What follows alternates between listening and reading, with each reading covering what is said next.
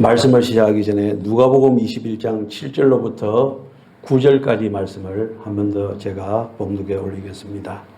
누가복음 21장 7절로부터 9절에 보면은 난리와 소요의 소문을 들을 때에 두려워하지 말라. 이 일이 먼저 있어야 하되 끝은 곧 되지 아니하리라.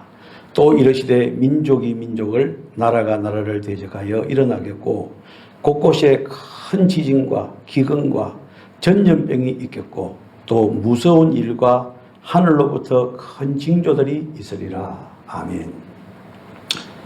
오늘의 말씀과 연결이 되어지기 때문에 이 본문의 말씀을 봉독을 했습니다. 여러분들, 우리 인류의 역사가 몇 년이라고 생각하십니까? 우리가 학교에서 서양사를 통해서 배울 때 인류의 역사는 수십억 년 전이다, 수십억 년이다 라고 이렇게 우리가 알고 있습니다. 그러나 성경에서 말하고 있는, 그리고 우리 개혁 신학에서 말하고 있는 인류의 역사는 약 6,000년이다 라고 이렇게 보면 되어집니다. 그런데 이 6,000년의 역사 가운데서 참으로 많은 사건들이 일어나지 않았습니까? 그런데 그 많은 사건들 중에서 가장 놀랍고 가장 신기하고 가장 획기적인 사건은 무엇입니까? 그것은 우주 만물을 창조하시고 우리 인간을 지으신 하나님이 직접 인간의 모습으로 이 땅에 왔다는 것입니다. 이것을 두고 성육신 또는 도성인신이라고 학술적으로 말을 하고 있습니다마는 참으로 놀라운 사건인 것입니다. 하나님이 인간이 되었다라는 이 놀라운 사건이 우리 인류 역사상 최고의 사건이다라고 볼 수가 있습니다. 하나님이신 예수님이 친히 동정녀 마리아를 통해서 인간의 모습으로 오셔서 30년 동안 우리 인간들과 똑같은 이런 모습으로 살아가십니다. 아니, 어쩌면 더 비천한 모습으로 살아가시다가 나머지 3년 동안은 복음을 증거하는 공생애를 마치시고 이제 십자가에서 죽으시고 부활하시고 성천하신 이 예수님의 사건이 우리 인류 역사 6,000년 역사에서 가장 큰 사건이요, 가장 신기한 사건이요, 가장 획기적인 사건이다라고 말을 할 수가 있습니다. 따라서 이 큰 사건의 주인공 되시는 우리 예수님의 사건을 바라볼 때 5가지로 분류가 되어집니다. 첫 번째는 무엇이냐면 예수님은 우리를 구원하러 인간의 몸을 입고 동정녀의 몸에서 탄생되어졌다는 것입니다. 그리고 두 번째는 예수님이 우리를 위해서 죽으신 대속의 십자가를 지셨다는 것입니다. 세 번째는 예수님이 죽음의 근세와 죄의 근세를 깨뜨리고 부활하셨다는 것입니다. 그리고 네 번째는 예수님이 구원의 역사를 모두 마치신 후에 하나님의 나라로 올라가는 성천 사건인 것입니다. 그리고 이제 5번째는 예수님은 이 역사의 마지막 순간에 우리에게 다시 오신다는 재림의 사건, 이렇게 5가지로 분류해서 생각해 볼 수가 있습니다. 이 5가지 중에서 5가지의 예수님의 역사를 볼 때 첫 번째부터 네 번째까지는 모두 과거에 일어난 일입니다. 그리고 5번째는 미래에 일어날 일입니다. 여러분들, 과거에 일어난 이 4가지의 사건, 우리는 성경에 나온 그대로 믿고 있습니다. 그리고 이런 믿음 가운데 미래에 일어날 이 재림의 사건도 우리는 성경 말씀대로 믿고 있는 줄로 믿습니다. 네. 여기서 중요한 것은 우리가 성경 말씀 그대로 믿는다는 것입니다. 사실 하나님이신 성자 예수님께서 지금부터 2000년 전에 오실 때 그 오신다는 사실을 구약 성경에서는 1500회에 걸쳐서 이미 예언을 했습니다. 그 1500회의 예언 중에서 가장 대표적인 것이 이사야서 7장 14절의 말씀이죠. 그러므로 주께서 친히 징조를 너희에게 주실 것이라. 보라, 처녀가 뭐하여? 잉태하여 아들을 낳을 것이요 그의 이름을 임마누엘이라 하리라. 이 말씀, 이것이 우리 예수님께서 이 땅에 오신다는 예언의 말씀 중에서 가장 대표적인 말씀입니다. 그래서 구약에서 1500회의 예언의 결과 그 성취되어진 것이 우리 예수님께서 이 땅에 오셨다는 것입니다. 자, 그렇다면 앞으로 우리 예수님께서 오신 이 초림이라고 그러는데 초림 이후에 이제는 재림이 있을 것입니다. 재림은 그냥 오느냐? 재림 역시 신약 성경에 이미 예언되어져 있다는 것입니다. 오늘 우리가 봉독한 사도행전 1장 9절로부터 11절 말씀이 그러하고 또한 성경의 가장 마지막 장인 요한계시록 1장 7절에서도 또 예언하고 있습니다. 볼지어다 그가 구름을 타고 오시리라. 각 사람의 눈이 그를 보겠고 그를 찌른 자들도 볼 것이요 땅에 있는 모든 족속이 그로 말미암아 애곡하리니 그러하리라. 아멘. 이라고 예언되어져 있습니다. 그리고 우리가 성경을 보면은 우리 예수님께서 이제 재림하시기 전에 어떤 일이 일어날 것인가, 이 징조에 대한 말씀도 신약 성경 곳곳에 나열되어져 있습니다. 가장 대표적인 것이 마태복음 24장, 그리고 오늘 우리가 봉독한 누가복음 21장에서 우리 예수님께서 재림하시기 전에 어떤 일들이 일어날 것인가, 이것이 예언되어져 있습니다. 따라서 이 시간에는 이 말세의 징조를 먼저 살펴볼 것인데, 누가복음을 중심으로 해서 예수님께서 직접 말세에는 어떤 일이 일어날 것인가에 대해서 말씀하신 것에 대해서 우리가 먼저 공부하기를 원합니다. 첫 번째로 말세에는 미혹하는 자들이 많이 나타난다고 했습니다. 누가복음 21장 8절에 보면은 이르시되 미혹을 받지 않도록 주의하라. 많은 사람이 내 이름으로 와서 이르되 내가 그러하며 때가 가까이 왔다 하겠으나 그들을 따르지 말라라고 말씀하고 있습니다. 마태복음 24장 11절에도 거짓 선지자가 많이 일어나 많은 사람을 미혹하겠으며 라고 말씀하고 있습니다. 여러분들, 우리 한국에서도요, 지금 자기가 예수라고 말하는 사람들이 얼마나 많이 있는지 모릅니다. 그 가장 대표적인 것이 신천지의 이만희 아닙니까? 이만희는 자기가 예수라고는 하지 않고 뭐라고 하느냐 하면은 자기가 진리의 보혜사 성령이라고 합니다. 성령 하나님이라고 이만희가 말하고 있습니다. 지난번에 그 코로나 사태 때문에 나와서 큰절하고 했지 않습니까? 저는 제 생각이 짧아서 그런지 몰라도 아무리 봐도 진리의 보혜사 같지는 않던데, 여러분 어떻습니까? 그 이만희라고 하는 사람이 진리의 보혜사 성령같이 보입니까? 글쎄요, 저는 뭐 아무리 눈 따고 봐도 진리의 보혜사 성령님 같지는 않았습니다. 그런데 사람들이 많이 미혹하고 있더라고요.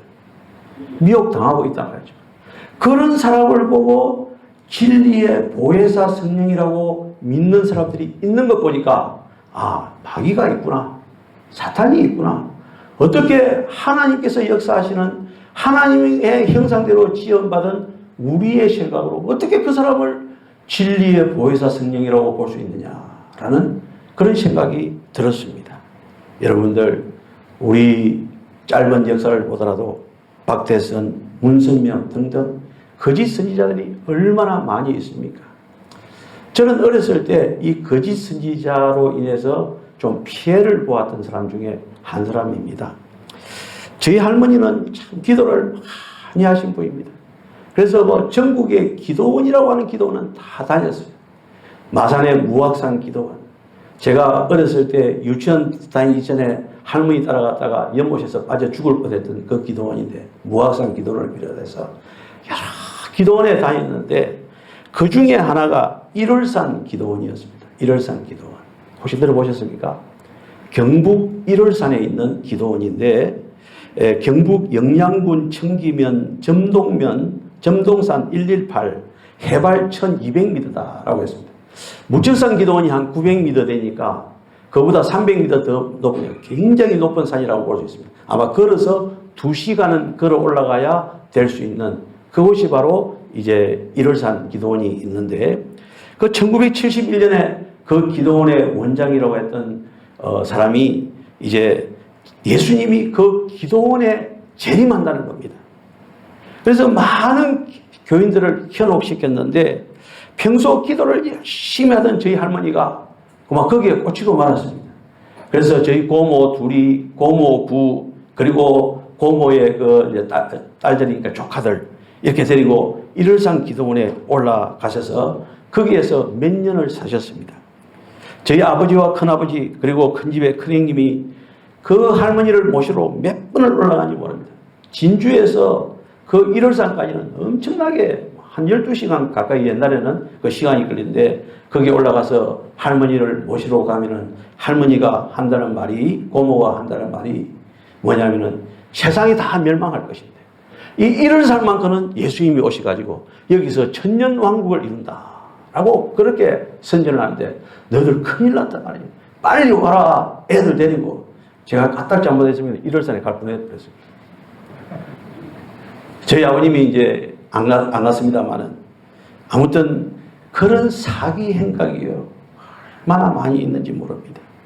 여러분들, 말세가 되면은요, 도처에서 거짓 예수, 거짓 선지자들이 사람들을 미혹한다는 것입니다. 이런 것을 두고 말세의 지말이라고 이렇게 부르는 것입니다. 어느 역사가는 역사의 종말을 12시로 본다면 지금은 12시 5분 전이다 라고 하는 이런 말을 했습니다. 저도 그렇지만은, 여러분들도 그렇지만은, 이 말세에 대한 이 생각을 할 때 그냥 잊어버리고 사는 것 같다, 그런 생각이 듭니다. 그래서 지금 제가 오늘 이 말씀을 왜 준비했느냐 하면은, 요즘 코로나 사태를 바라보면서 정말로 말세의 지말인데 라는 이런 생각이 들어서, 코로나 사태를 바라보았을 때 제 마음속에 바로 이 재림신앙, 이것이 마음속에 닿아서 이 말씀을 드리는 것입니다. 아무튼 이 재림신앙 했을 때 말세에 미혹하는 자들이 많이 생긴다. 그래서 우리나라에도 특별히 대표적인 것이 이만희, 신천지의 이만희라고 볼 수가 있는 것입니다. 두 번째로, 이제 우리가 말세의 지말, 예수님의 재림에 대해서 생각해 볼 때, 예수님의 재림의 시기는 아무도 모른다는 것이죠. 마태복음 24장 36절에 보면은, 그러나 그 날과 그때는 아무도 모르나니 하늘의 천사들도 아들도 모르고 오직 아버지만 아시느니라, 이렇게 말씀하고 있습니다. 2000년 전에 초대교회에서는 세상의 종말이 그때 오는 줄로 사람들은 생각했습니다. 5세기에 로마 제국이 멸망했을 때 로마의 멸망은 곧 세계의 멸망이다 라고 생각을 했다는 것입니다. 그리고 14세기에 유럽에 큰 전염병이 돌았는데 그것이 바로 흑사병이었습니다. 수천만 명이 죽어갔습니다. 유럽 인구의 3분의 1이 죽어갔습니다. 그 죽는 참사가 벌어졌을 때 그때 교회들은 입을 모아서 그때를 지구의 말이다 라고 이렇게 단언을 내렸던 것입니다. 18세기에 포르투갈에서 대지진이 일어나서 하룻밤 사이에 15,000명이 죽는 이런 일이 있었는데, 그때 많은 설교자들이 지금은 참으로 지구의 종말이 왔다라고 말을 했다는 것입니다. 이렇게 지구의 종말이 온다, 재림이 온다라고 하는 것은요, 줄기차게 오늘날까지 이어져 오고 있습니다. 그래서 이것이 계속 이어져 오다 보니까 우리도 모르는 사이에 우리 내 때는 안 오겠지, 내 때는 안 오겠지 라는 그런 생각을 하는 것입니다. 그러나 내 때는 안 오겠지라는 이 생각보다도 더 안타까운 것은 몇 년, 몇 월, 며칠에 예수님이 온다고 예언하는 것입니다. 그래서 이런 부류들이 모여서 하나의 교파를 이룬 것이 있는데, 가장 대표적인 것이 제7일 재림 안식일입니다. 이 사람들은 1844년에 예수님이 재림한다라고 이렇게 주장을 하고, 여호와의 정의는 1914년에 예수님이 재림한다라고 이렇게 주장을 했습니다. 그러다가 이제 그때 예수님이 재림 안 하니까 이미 저 공중 어디에서 재림을 했고 지금은 더 기다리라 그런다라고 이렇게 또 거짓말도 하고 하는 그런 현상이 바로 이런 교파들의 특징이라고 볼 수 있는 것입니다. 그러나 여러분들, 예수님의 재림은 아무도 모른다. 언제 올지 모른다. 이것이 바로 정답인 것입니다. 여러분들, 우리나라의 경우만 해도 그렇지 않습니까? 우리나라에 최근이라고 하면 좀 그렇지만 한 30년 전이니까 1990년 며칠 날 예수님이 온다고 그랬습니까? 혹시 기억나십니까? 10월 28일 어느 선교회입니까? 다미성교회. 또 이름은요, 이장님. 제 고등학교 선배라고 그러는데, 아무튼 이장님 목사님이 1990년 10월 28일 날 예수님이 오신다고 해서 다미성교회를 조직해가지고 난리가 났습니다. 1990년 10월 28일 아마 그때가 금요일인 것 같습니다. 제가 그때 서울 성림교회 전도사로 있을 때, 전임 전도사로 있을 때인데, 이제 90년 10월 28일 날 건차례를 했습니다.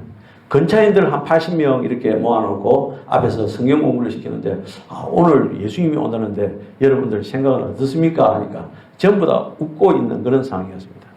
그래도 혹시 마음속에 어떻습니까? 인간인지라 혹시 100에 하나 아니면 1000에 하나 혹시 오는 거 아닌가? 이런 생각이 들었겠습니까? 안 들었겠습니까? 약간 서체는 것 같습니다만, 그런데 오지는 않았습니다. 여러분들. 근데 그 당시에 신문 보도를 보고 제가 놀랐던 것이 뭐냐면, 예수님이 이제 오늘 오시면은 내한테 재산이 필요 있습니까? 없습니까? 없죠. 내가 집을 가질 필요가 있습니까? 없습니까? 없죠. 그런데 그 당시 다미성교회 간부들은요, 그 교인들이 헌금을 한 그 돈을 가지고 부동산 투자를 했다. 거짓입니까? 진실입니까? 완전히 거짓인 것입니다. 그래서 우리가 이 재림하면은 그 재림의 날과 시기는 아무도 모른다라는 이 사실을 먼저 명심해야 될 것입니다. 그래서 마태복음 24장 42절로부터 44절에 보면은, 그러므로 깨어 있으라, 어느 날에 너희 주가 임할는지 너희가 알지 못함이니라. 너희도 아는 바니 만일 집 주인이 도둑이 어느 시각에 올 줄을 알았더라면 깨어 있어 그 집을 뚫지 못하게 하였으리라. 이러므로 너희도 준비하고 있으라. 생각하지 않을 때에 인자가 오리라. 이렇게 말씀을 하고 있는 것입니다. 그래서 우리가 예수님의 재림은 분명히 옵니다. 분명히 옵니다. 그리고 믿음이 좋은 사람들은 밤에 잘 때 주 예수여 어서 오시옵소서, 내일이라도 오시옵소서, 지금이라도 오시옵소서 라고 잘 때도 깨끗한 옷을 입고 주무신다는 그런 이야기도 들어보았습니다. 그러나 언제 올지 이것은 아무도 모르고 몇 날 며칠에 온다라고 이렇게 강력하게 주장한 사람들은 바로 이단이다라는 사실을 우리가 명심해야 될 것입니다. 이제 이 코로나 바이러스와 관련되어져서 세 번째로 우리가 생각해 볼 수 있는 것은 큰 환란이 온다는 것입니다. 누가복음 21장 10절로 11절에 보면 이런 말씀이 있습니다. 또 이르시되 민족이 민족을, 나라가 나라를 대적하여 일어나겠고 곳곳에 큰 지진과 기근과 전염병이 있겠고 또 무서운 일과 하늘로부터 큰 징조들이 있으리라 고 말씀하고 있습니다. 여러분들, 사실 우리가 역사를 공부해 보면요, 6000년 역사에서 한 100년은 짧은 기간 아닙니까? 우리가 사는 이 시점에서 100년 전을 돌이켜서 100년 동안 일어났던 일들을 생각해 보면 참으로 끔찍한 일들이 너무나도 많이 일어났습니다. 이로 말로 할 수 없는 그런 일들이 많이 일어나지 않았습니까? 양차 세계대전, 1차, 2차 세계대전 동안 얼마나 많은 사람이 죽었습니까? 그 중에 독일 나치스에 의해서 죽은 사람이 1200만 명이랍니다. 그 중에서 800만 명이 수용소 안에서, 주로 유태인들이죠, 죽어갔다는 것입니다. 그리고 또 이제 태평양 전쟁에서 히로시마와 나가사키에 원자 폭탄이 떨어져서 그냥 그 한 1초도 안 되는 사이에 히로시마에 20만 명이 죽어나갔고 나가사키에 7만 명이 죽었고 또 부상자는 그보다 더 엄청난 많은 숫자가 아니겠습니까? 그 이후에 6.25 전쟁, 베트남 전쟁, 아랍권과 이스라엘의 전쟁, 이란과 이라크 전쟁, 레바논 사태, 엄청난 사건으로 죽어갔습니다. 그리고 지금 이 시간에 우리는 잘 먹고 잘 살지만 기근으로 죽어가는 자들이 얼마나 많이 있습니까? 지진으로 죽은 사람들이 얼마나 많이 있습니까? 그런데 8절 말씀에 보면 이 모든 것은 무엇이라고 하느냐면 재난의 시작이다. 지금 엄청난 일들이 벌어지고 있는데, 벌어졌는데 이것이 재난의 무엇이라고요? 시작이다 라고 말씀을 드립니다. 참으로 의미심장한 말입니다. 지금 지나간 100년 사이만 해도 엄청난 사건과 전쟁과 기근과 또 전염병으로 해서 사람들이 죽어갔는데 그것이 시작이다 라고 하는 이런 의미심장한 말을 하고 있는 것입니다. 저는요, 이 말씀에 굉장히 의미를 둡니다.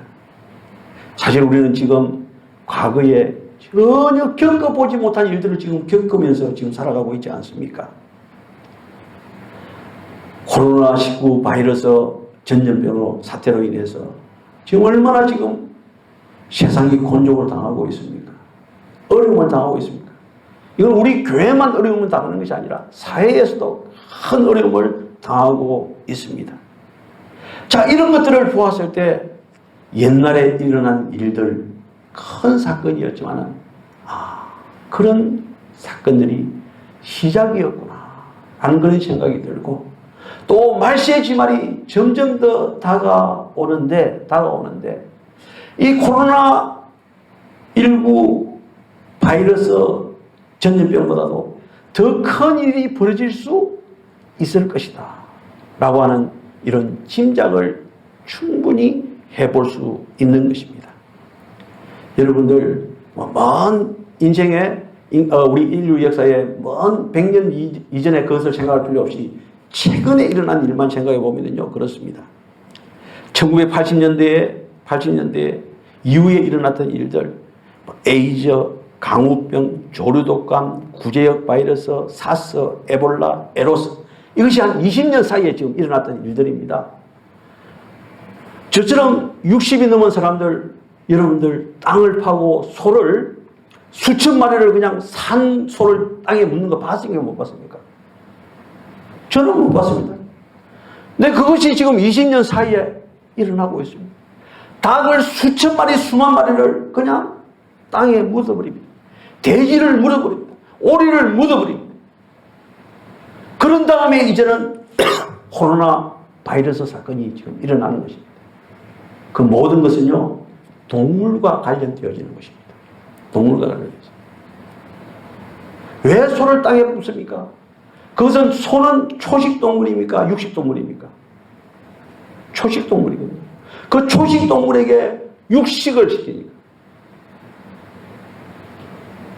고기를 갖다가 갈아가지고 그걸 사료로 받아서 먹이니까 그런 강우병이 생겨나는 것입니다. 여러분들, 이 중에서도요, 오늘 이 시간 여러분들에게 말씀드리고자 싶은 것은 이 에이즈에 대해서 생각하지 않을 수 없습니다. 에이즈. 에이즈는 아프리카에서 생겨난 병인데 지금까지 한 6천만 명이 죽었다는 에이즈로. 그리고 지금 감염되어 있는 사람이 세계적으로 2,500만 명이 되어진다. 우리나라도 매년 1,000명씩 이것이 감염되어진다는 것입니다. 감염되어진다. 이 에이즈에 대해서 조사를 해보니까 어디에서 가장 많이 생기느냐 하면은 성접촉에서 생기는데 그 성접촉이 뭐냐면 남자와 남자. 동성애자들. 여기에서 감염되는 것이 91.몇 %라는 거예요. 제가 왜 이 말을 하냐면 지금 말세라는 것을 말씀드리기 위해서 그렇습니다. 소돔과 고모라가 왜 멸망했습니까? 많은 학자들이 따지고 들어갔을 때 그것이 바로 동성애자들의 문제였습니다. 천사가 두려웠을 때 롯이 어떻게 했습니까? 자기 딸을 준다 해도 거절했습니다. 그 천사들이 아마 남자의 모습으로 왔을 것입니다. 남자를 내놓으라는 것입니다. 동성 간의 접촉을 하기 위해서, 성접촉을 하기 위해서 그 일이 벌어졌다는 것 아니겠습니까? 여러분들, 제가 왜 이 말씀을 하느냐 하면은 제가 무슨 모임인지 갑자기 생각이 안 나는데 여러분들 그 동성애자들의 축제가 있습니다. 퀴어 축제가 있습니다. 제가 본의가 아니게 퀴어 축제에 몇 번 참석이라기보다는 보러 갔습니다. 구경하러 갔습니다. 제가 깜짝 놀랐습니다.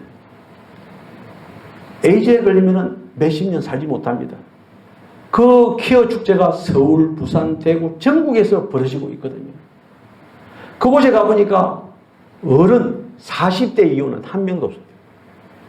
주로 10대, 20대였습니다. 물론 동성애자들 우리가 불쌍히 여겨야 됩니다.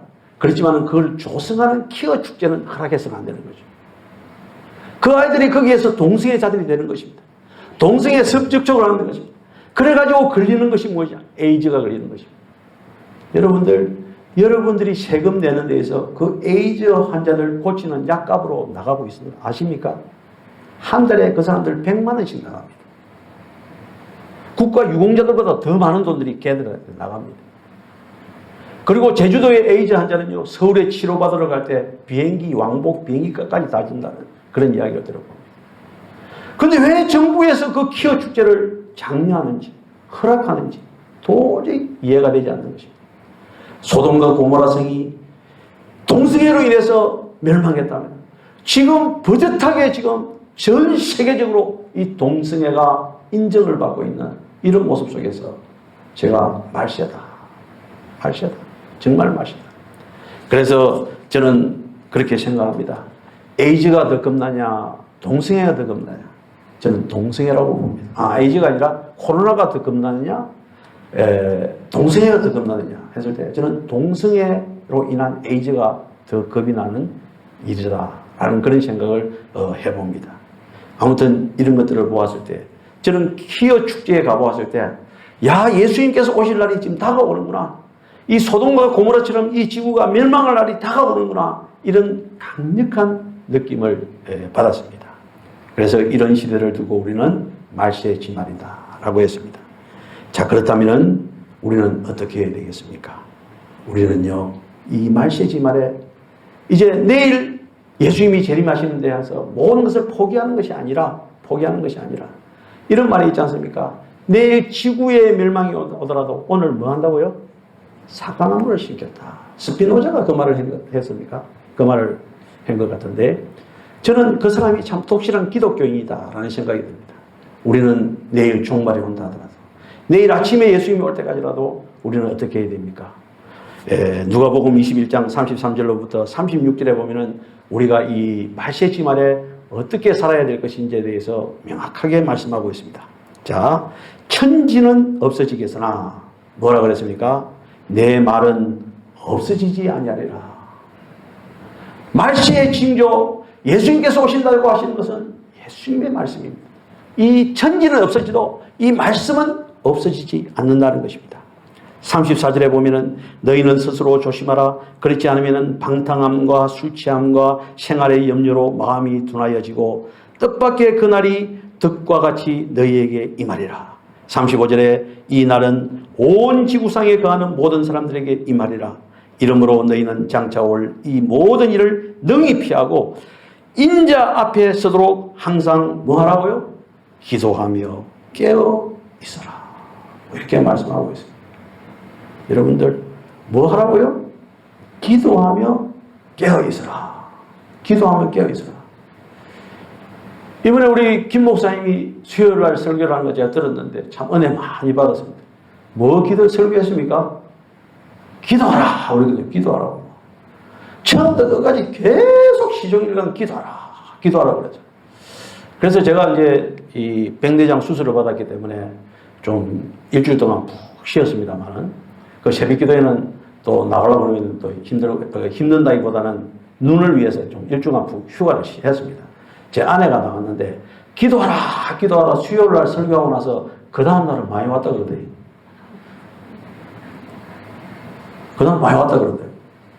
그래서 오늘 아침 이제 새벽 기도회를 인도하기 위해서 큰 기대를 가지고 왔죠. 큰 기대를 가지고 왔는데 평소에 노던 사람들도 안 노고 또 옛날 그대로 또 앉아있더라고요. 이게 어떻게 해야 되는지 말이죠. 이제 말세의 지말을 당해서 뭐 하라고요? 깨어서 기도하라고 했는데 기도 외에는 누가 없다라고 말하고 있지 않습니까? 그래서 여러분들 우리는요 깨어서 기도하고 주님의 재림을 기다리는데 기도가 첫 번째입니다. 기도하고 그 다음에 평소대로 하나님의 말씀대로 살아가는 것입니다. 이것이 바로 재림 신앙인 것입니다. 매달 며칠날 온다 기가 솔깃할 필요 전혀 없는 것입니다. 평소대로 신앙생활 잘 하시는 사람이 주님께 불림을 받는 그런 놀라운 역사에 동참할 수 있는 것입니다. 그래서 오늘 무슨 찬양을 여러분들에게 들려드릴까 고심하다가 나팔소리 여러분들에게 말씀을 드렸는데 그게 바로 사도 데살로니가전서 4장 16절로 18절에 나오는 말씀이 주제가 되는 찬양인 것입니다. 우리 다 같이 한번 봉독하도록 하겠습니다. 다 같이 합독하겠습니다. 주께서 호령과 천사장의 소리와 하나님의 나팔 소리로 친히 하늘로부터 강림하시리니 그리스도 안에서 죽은 자들이 먼저 일어나고 그 후에 우리 살아남은 자들도 그들과 함께 구름 속으로 끌려 올려 공중에서 주를 영접하게 하시리니 그리하여 우리가 항상 주와 함께 있으리라. 그러므로 이러한 말로 서로 위로하라. 할렐루야. 저는 이 말씀을 그대로 믿습니다. 그래서 제가 바라는 가장 최고의 바람은 내가 살아있을 때 그 옛날 에녹처럼 하나님처럼 하나님한테 들림을 받고 그 옛날 엘리야처럼 들림을 받고 이렇게 주님의 품에 안기는 것. 역시 내 생에 있었으면 좋겠다라는 그런 생각을 가지고 있습니다. 그래서 이 신앙은, 이 재림신앙은 저만의 재림신앙이 아니라 우리 모든 성도들의 재림신앙이 되시기를 주님의 이름으로 축원합니다. 네.